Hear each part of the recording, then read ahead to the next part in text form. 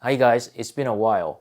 This is my proof of life. I'm still alive, and I'm making this video because I found an interesting iPhone. The iPhone 16e isn't getting a lot of love for many legit reasons, but I actually think this iPhone is a solid one. It just happens to be more expensive than everyone expected, and that's why it's so hard to recommend buying it, but it's still a very reliable and the most affordable iPhone in the current lineup. And it also comes with a new chip from Apple, and this is the first and the only iPhone with the chip that costs Apple literally $1 billion. So it's not only expensive just for us, but it's also expensive for Apple too. iPhone 16e comes with a hefty price tag compared to its predecessor, and this makes the new iPhone not a budget phone anymore. The starting price of the 3rd gen iPhone SE was $429 and the iPhone 16e is $599. So from $429 to $599 is about 40% increase, and it's obviously very audacious pricing. But nevertheless, it's still the cheapest iPhone in the lineup, but it's not affordable by any means. So it's not a budget phone. And the price makes it more reasonable to compare the iPhone 16e to vanilla iPhone 16. Because before iPhone 16e, the price gap between the cheapest iPhone and the vanilla iPhone was $370, which is 86% more. But now it's only a $200 difference or 33% more, and this smaller price difference kinda makes iPhone 16 more appealing than iPhone 16e. Alright, for comparison, let's do a classic pros and cons. What are the pros of getting the iPhone 16e? First of all, iPhone 16e is the cheapest current iPhone. You can buy this iPhone with 128GB storage at $599 anytime at any Apple store. And it has 6.1-inch 60Hz OLED display. This is a huge upgrade from SE, and the display itself is very similar to iPhone 14. And for the first time ever, iPhone 16e is the first iPhone that has more than 4000 mAh battery in 6.1-inch iPhone. The exact battery size is 4005 mAh, so it barely broke the record, but thanks to this, it truly delivers long battery life in conjunction with the new 5G modem chip inside. And iPhone 16e has a USB-C port, so you can finally ditch the lightning cable since the last iPhone with the lightning port is gone now. And the last pro is, this is kind of funny, but buying on iPhone 16 is clearly and undoubtedly the better choice. It's such a no-brainer because of the price. iPhone 16e has a very ambitious price tag, and paying $200 more to get an iPhone 16 will give you more satisfaction than the incremental $200. Unless you can get iPhone 16e under $500. I think $500 makes iPhone 16e very attractive, but I won't pay a single dollar more than $500. Then what are the cons? These are the things that you are missing out on by getting iPhone 16e instead of iPhone 16. And I'm gonna give each item a dollar value, which represents how much I think each feature is worth. If the sum is more than $200, we should buy iPhone 16 instead of iPhone 16e. Plain and simple. Alright, here we go. So first of all, there is no MagSafe in iPhone 16e.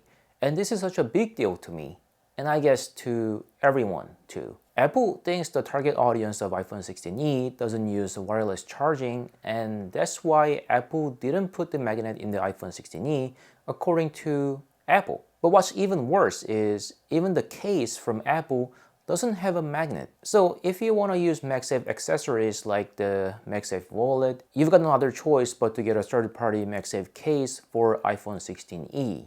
Now this could be a nice segue to a sponsored message for MagSafe case if I had an offer, but I didn't. Anyways, buy the cheapest case on Amazon or something and it will do the job. There's no need to buy an expensive MagSafe case if having the magnet on the back of your iPhone is your only goal. The fact that Apple didn't include a magnet in the official iPhone 16e case makes me wonder if they actually want us using the MagSafe feature on iPhone 16e. So I guess using a MagSafe case on iPhone 16e is like a crime. And Apple actually said that it was a deliberate decision, not a mistake. Shame on you, Apple. This is really disappointing because I found it really useful since iPhone 12. And it definitely 100% without doubt makes my life a lot easier by changing the way that I interact with my iPhone, especially when I'm charging it. And since it makes my life so much easier and convenient, I would say it is worth $100. And iPhone 16e has only one camera lens and doesn't have ultra-wide lens or telephoto lens. I use camera a lot on my phone, so this matters a lot, $50. In addition to that, iPhone 16e has a smaller image sensor than iPhone 16, and it also lacks sensor shift optical image stabilization, which leads to blurry photos. If you take lots of nighttime photos or fast-moving objects, you're not gonna like this. $50. And no camera control button. I think the camera control on iPhone 16 is kinda gimmicky. Not having it doesn't really bother me at all, so $10. And iPhone 16e doesn't have a dynamic island because it has a notch. When I first saw the dynamic island on iPhone 15 Pro, I thought it was kinda gimmicky, but it actually changed how I interact with my phone. And I love this feature now. I can bring up my Google Map while I'm driving instantly, so I think it's quite useful and convenient. $20. And the A18 chip in the iPhone 16e has one less GPU core. It has only 4 graphics cores compared to 5 graphics cores in other iPhones. Honestly, I think it's hard to notice, but still, one less GPU core means one less GPU core. And that isn't something that you can upgrade later. $30. And the ceramic shield glass on iPhone 16e is one generation older than ceramic shield glass on other iPhones. It is the first gen from the iPhone 12. You wouldn't see the difference with your eyes, but still, it's a one generation older ceramic shield glass. $10. And there's only 2 color options. It's either black or white. They're in matte finish, and I found the matte finish is well executed. Honestly, to me, it looks more expensive than iPhone 16. Personally, black looks way better than white. It looks way more expensive. But having only 2 colors is kind of boring and it limits our options. So I wish there were more than just 2 colors. $20. And when we add up each dollar values, it sums up to $290. And that is more than the incremental $200 that you have to pay to buy an iPhone 16 over iPhone 16e.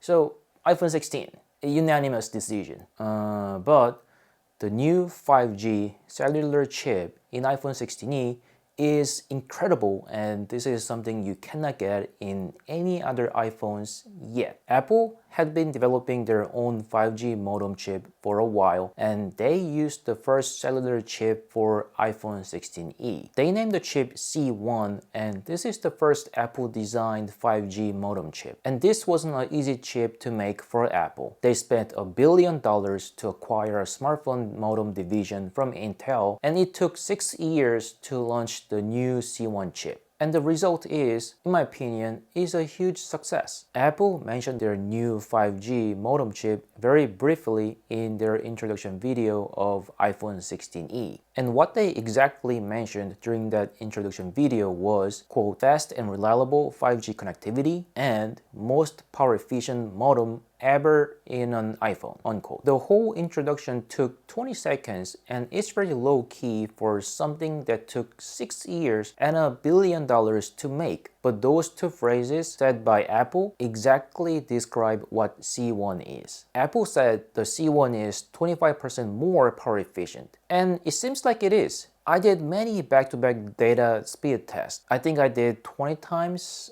and the battery level went down only by 1%. And the Korean YouTuber did a lengthy experiment, and according to them, iPhone 16e is 30% more energy efficient than iPhone 16, which has Qualcomm chip inside. On top of that, C1 offers fast and reliable 5G connectivity. I did tests right next to a cell tower, and I've never seen faster speed than this. I was super impressed. But there's a catch. C1 doesn't support millimeter wave 5G, and it only supports sub-6 5G, which is kinda watered down 5G. Theoretically, millimeter wave 5G is faster than sub-6 5G, but there's no country that provides nationwide millimeter wave 5G yet because it has significantly shorter range than sub-6 5G. Korea has nationwide sub-6 5G network, and C1 showed extremely fast speed during my test, and I was really satisfied with my daily life usage, so I guess sub-6 5G is enough. And also, Apple's new 5G modem chip C1 switches to LTE signal when the 5G signal is weak, even when it's on 5G on mode. This mode on iPhone uses 5G whenever it is available, even when it may reduce battery life or performance. And during the test done by the Korean YouTuber, iPhone 16e constantly switched back and forth between 5G and LTE when they are passing a rural area where 5G signal is weaker than an urban area. And their test results show that iPhone 16e is faster than iPhone 16 in rural areas where there aren't many cell towers around. And this is also backed by a report from Ookla, an online connectivity solution provider. According to the report from Ookla, the data speed on iPhone 16e is faster in poor reception area. So all in all, the C1 chip in iPhone 16e gives more reliable and fast data speed by switching to LTE when it's in poor reception area. It seems like the chip is designed this way to be more power efficient to give us positive user experience. I think it is a clever approach done by Apple. I mean, most people wouldn't care whether they are using 5G or LTE as long as they get fast and reliable internet connectivity. Alright, let's wrap this up. Personally, I liked budget iPhones. The 2nd gen and the 3rd gen SE was my daily driver, and some of the early videos on this channel were shot on the 3rd gen SE. So I'm kinda and somewhat attached to the budget iPhone, and I was so excited for the iPhone 16e until I saw the price. It is still the cheapest iPhone, but the starting price, $599, is definitely not in a budget phone range. If you don't have to use an iPhone, then there's a lot better options in the Android world in this price range. But in all fairness, iPhone 16e is not a bad phone. It just happens to be a bad deal because of its hefty price tag. By spending $200 more, you can buy iPhone 16 and you get so many useful features like MagSafe, ultra-wide camera, camera control, better image sensor, dynamic island, etc, the list goes on. If getting the cheapest iPhone is your only concern and you don't want to drop more money than you absolutely have to, then that is the only reason why you should buy iPhone 16e. Otherwise, iPhone 16 is objectively the better choice. That extra $200 you have to pay is worth every penny. Ironically, iPhone 16e's success depends on how many normal iPhone 16 it will sell. It's a classic upselling scheme done by Apple, and they nailed it this time again. Rest in peace, SE. You were a good friend of mine until Apple didn't get you the right successor. Alright, that's for it today. Thanks for watching, and I will see you in the next video. Bye!